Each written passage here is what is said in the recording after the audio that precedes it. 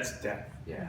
Or the end of something that you thought would give you life, and all of a sudden you see, it's crushed, it's broken, somebody moved my cheese, somebody pulled the rug out from under me, this happened to me, or that happened to them, or, you just look at it and you see, that's not right, that's not fair, any of those places of unrest, Yeah, and rest wouldn't be activity or inactivity. Right. Rest would be a condition of the heart. Right. That what you do it from a place of abundance instead of lack.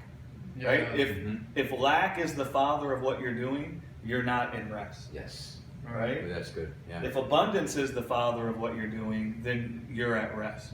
Right? And it's like what Phil said, I've learned not to believe what I think when my mind's not at rest. There you go. That is profound. I'm going to chisel that into stone. Really what he's saying is Yes. become so in tune with your heart that you say, when lack is the father of what I'm thinking, that's the guarantee that what I'm thinking isn't true. Yeah. Right? Right. Yeah. That's the guarantee that I'm not functioning in wisdom. Right? If lack is the father of what you're doing. Right? So it's like, it's not bad to seek a husband, but if you're seeking a husband because you say you lack, because you don't have one, then listen, man, that's not going to work out well for you. And vice versa. If you're a guy, it's not bad to seek a wife. It's not bad to have a wife. But if you think you lack because you don't have a wife, and that lack is now the father behind you trying to get a wife, that's going to be a big problem. Right? But if you see, because you'll end up making decisions that are unwise, right? You'll be blinded to things. You'll go after and link up with things and with people that you really don't even want to. But because you feel so much lack, you're like compelled to do it anyway. There's like a compelling in you. It actually contradicts your heart. Whereas deep in your heart, if we could remove the lack, you'd never have gone that way. Right. But because you were so filled with lack, it took you captive and caused you to do something you didn't even want to do. Right? But when you're filled full with abundance by what God said and done in Jesus, what happens is you begin living from the place where you say, my cup runneth over already.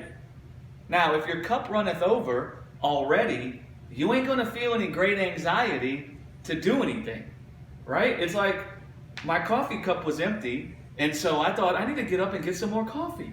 But if my cup was full, no one could have told me I need to get up and get some more coffee.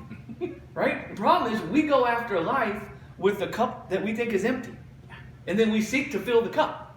And then we want so badly for the cup to not be empty, we want so badly for the cup to run over, that we end up pouring like dirty water and stuff in there. Right? We end up mixing up a brew that isn't so nice to drink. And then when we drink it, man, we get sick on the inside. Right? And so it's like when you can be filled full with abundance in God, what happens is you'll walk through life at rest. Yes. That will save you from doing things that will bring harm to your life. It will save you from doing things that are actually contradictory to your heart. Right? Because you won't be so... When you feel lack, man, you're going to feel compelled. Right? And if you feel abundance, you won't feel compelled. You won't think, well, they don't really fit everything I need, but I need someone, so I guess it's them. And we got to make it work. You see what can happen? And then it's not going to work. Right. It's not going to work on a number of fronts. Right. Primarily because you look into another person to be satisfied.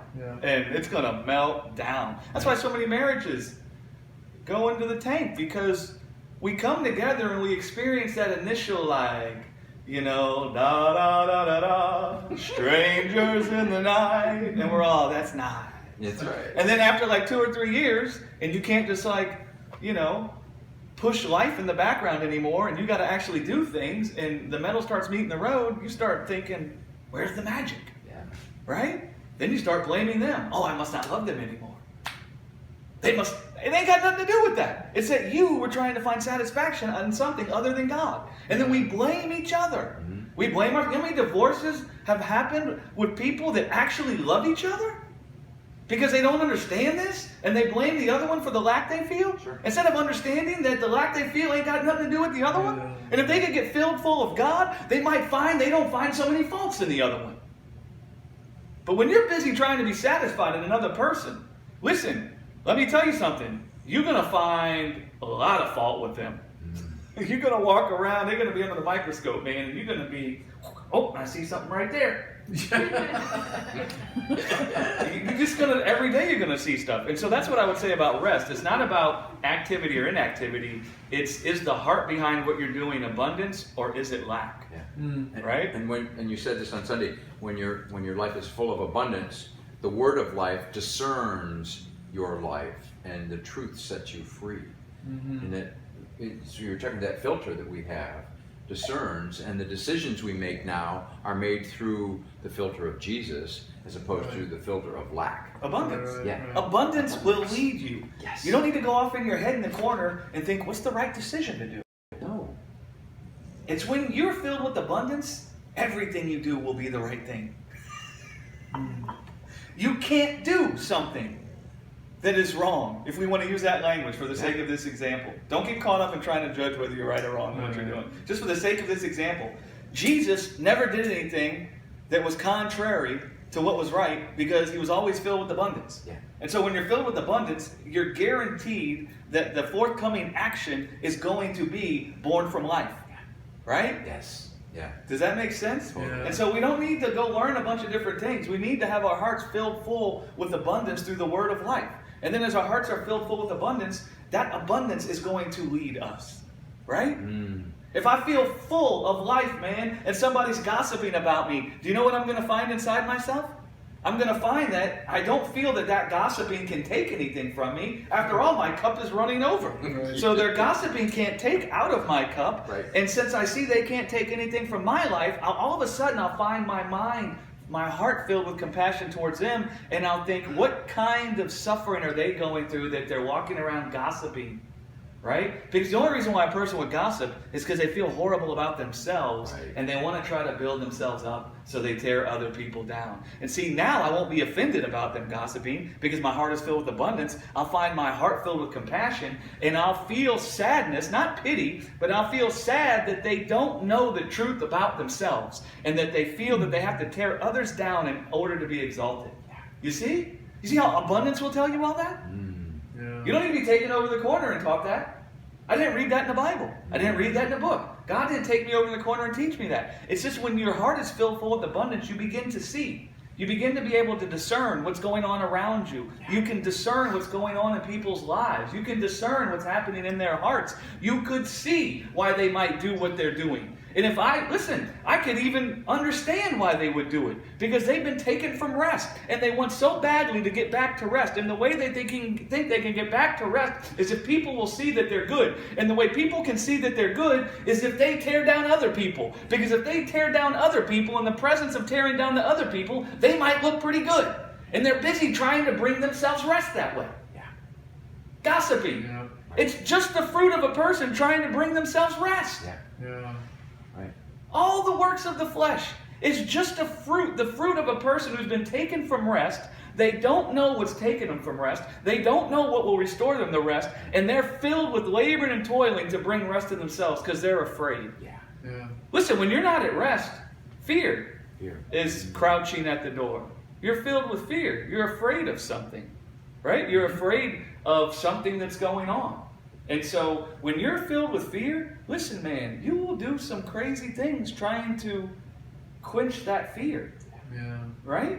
If you don't know God, if you don't know He's braided Himself together with you, that you're one with the Eternal One, that the life you have, even though it's in a mortal body, that life has already overcome the world.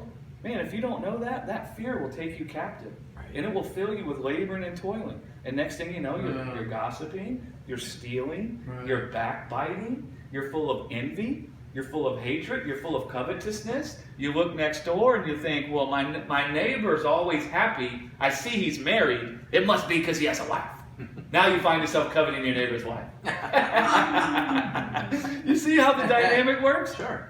But if I'm filled full with God, and I don't think I lack anything, I can walk outside to get my paper and my bathrobe. I can look to the left. I can see my neighbor that's all happy with his wife, and I won't think that I lack anything. I won't covet his wife because I'll say I'm so filled full in God.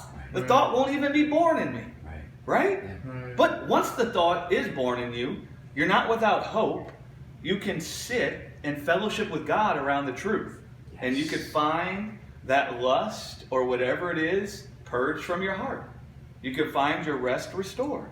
Right? Yes. You fellowship with God, whether it be through praise and worship, if you got good praise and worship that knows what they're talking about, whether it be messages that you can listen to, whether it be just talking with God like He's your friend, that will restore you. When I feel lax sometimes, man, I just go get with God.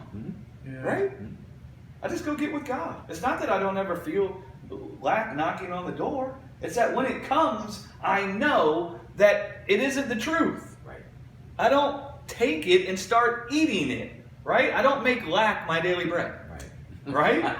I don't wake up every day and Right. feast on all the different things the world says I don't have that I need. Yeah. Right? Because if you do that, you will be filled with great lust, great labor and toiling. Right? But what I do wake up every day and do is I feed on the bread of life. You know what that causes me to think? I lack nothing. It makes me to lie down in the tender green grass. Cup runs I say over. my cup runs over. Mhm. And then I go through life that way. Yeah. Right? You know, while you're speaking this,